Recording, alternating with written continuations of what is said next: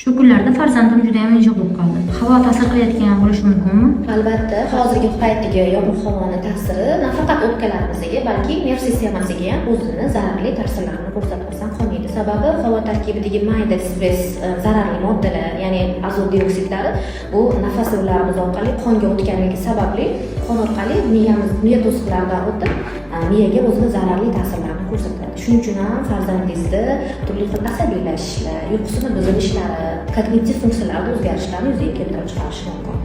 Va hozirgi vaqtdagi havoni yomon ta'sir oqibatida turli xil degenerativ kasalliklarni yuzaga keltirib chiqarishi ham mumkin.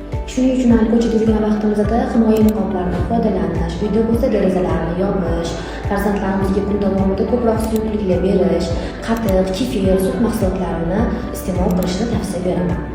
Nerv sistemasini himoyalash uchun bo'lsa omegaga boy mahsulotlar, vitamin D, vitamin E mahsulotiga boy bo'lgan mahsulotlarni iste'mol qilishlarini tavsiya berib qolaman.